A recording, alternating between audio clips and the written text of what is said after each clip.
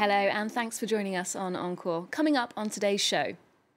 Love come, the road lies low, the way is long and hard, I know. Come, love, come. A country girl whose voice has taken her from the deep south to the world stage, Rhiannon Giddens has struck out on her own, forging a critically acclaimed path. Her latest album, Freedom Highway, has the blues, country and soul singer headed for new horizons.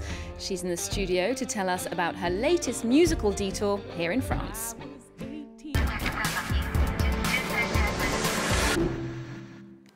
Rhiannon Giddens, thanks so much for joining us. You're here in France for a string of concerts performing with the Breton Symphony Orchestra. Now, given the music you're best known for in your career, which is more blues, country and even folk, this should be a new departure. What made you want to embrace this very different style of music? Well, I started out my whole musical career at a conservatory learning classical music. So, you know, the sounds of the symphony has always been something that's dear to my heart. And when I quit classical music, I thought that was it. I was never going to get to sing the symphony again. And so now I've been able to bring some of my music that I've been doing since then back to the symphony stage, which is just, you know, it's combining the two loves of my life. So I'm very excited about it. Okay, so it's a happy marriage there. Now, as well as working with French musicians, you're also being directed by a Welsh conductor, Grant Llewellyn. We asked him about why he was so excited to work with you. She has not just an incredibly versatile voice, but more importantly, she has an incredibly versatile mind.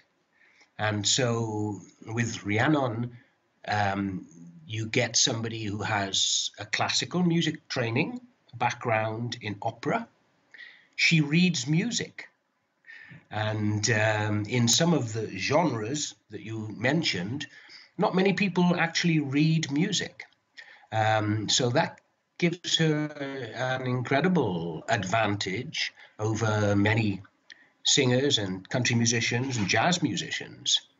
So Grant flags up your classical background there, and this transition that you made into other genres, was that a very unexpected trajectory for you to take after classical training in opera, I believe? Yes. Yeah, I don't know anybody else who's done it quite like I have, you know, going from, you know, full productions of operas, you know, granted at school, but and then going to, you know, play old folk tunes with an elderly black fiddler from North Carolina, you know, and really immersing myself in that tradition of 4 notes on the fiddle, but lots of rhythm, and so it's something I think it makes me unique, and it makes me appreciate the different sides of music in a way, you know, that I really am very grateful for. Mm-hmm. Now, as well as these days in France, you've been touring all over this year with your latest album, Freedom Highway. As a title, I was interested in that. It's a very positive image, suggesting that there's this open road to freedom in front of us. Are you optimistic about the direction we're going in terms of civil liberties?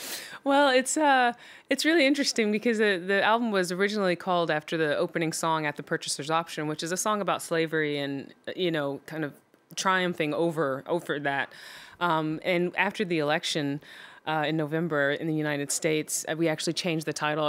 We hadn't printed the album yet, and so we changed the title to Freedom Highway after another song on the album, which is a cover of an anthem from the 60s, you know, and it feels like that time again when all of these really deep humanistic, you know, and civil rights and social justice issues are really bubbling up. It seemed like the right moment to say, you know what, we gotta look forward. You know, we've got to look up because there's so many beautiful things we can do, you know, together. Okay, now you mentioned that song, At the Purchaser's Option. I found that a particularly powerful track. Let's take a listen. Took me to bed, a little girl, left me in a woman's world. You can take my body, you can take my bones, you can take my blood, but not my soul. You can take my body, you can take my bones, you can take my blood, but not my soul. Now, I believe that song was inspired by a real document you found, an advert for a slave. Can you tell us how you felt when you discovered that and how it became a song?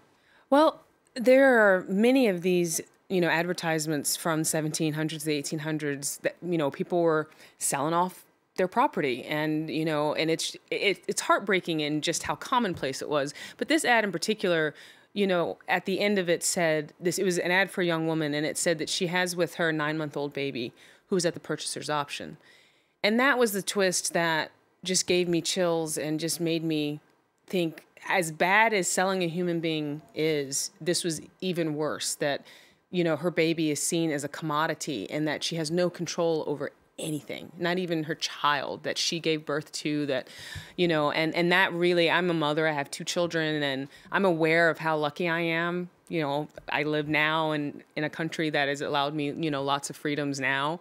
And so that just really made me think about her life and how you could continue to get up in the morning day after day when this is what you're waking up to. So that's where the chorus came from, is like, to have that kind of strength, you really have to dig deep, It's very powerful content. I mean, another artist who drew inspiration from real documents, the archives of slavery, was author Colson Whitehead for his book, The Underground Railroad, which follows the journey of an escaped slave. Now, he worked a lot in North Carolina doing his research, where the university has got a huge archive. You were born and raised in North Carolina, I believe. How did the local context and that, your experience there shape you as a young person, as an artist? Well, North Carolina is a really interesting state because it was the poor Carolina for forever. Because South Carolina had Charleston and had all the plantations. I mean, there was plantations in North Carolina, but it was really much more of a working class state. So the races had, I think, more opportunities to exchange culturally in different ways in North Carolina. And it also has a history of social activism. The very first sit-ins were in North Carolina. There was, in the mountains, they didn't want to fight in the Civil War. North Carolina was the last state in the South to secede. So it has this kind of, push me, pull you kind of, of course it has the history that all the other Southern states has, but it also has this sort of streak of independence and like, we don't want to do this, and as a girl growing up there, I feel very much like a bridge. I'm mixed race, and I was, raised in the country and in the city. And so I can kind of see all the different sides, and North Carolina is a really great state for that as well, just because of our history. Now, your musical career got started with a collective initially called the Sankofa Strings, and then it became the Carolina Chocolate Drops, which enjoyed great critical success. You won a Grammy for the album Genuine Negro Jig in 2011. Now, let's get an idea of your sound with a track from the album that followed that in 2012, Leaving Eden. This is Country Girl. I am a country girl. I've been around the world, and every place I've been ain't quite nothing like living in the South. I wanna shut your mouth. I am a country girl. I am a country girl.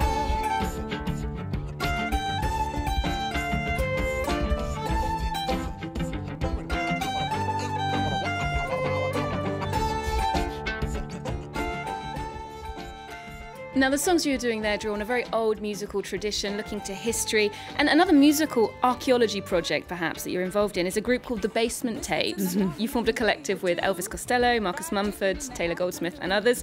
And you recorded the previously unknown lyrics of Bob Dylan. How did that happen? Well, that was a connection through T-Bone Burnett. T-Bone Burnett did my first solo album, Tomorrow's My Turn.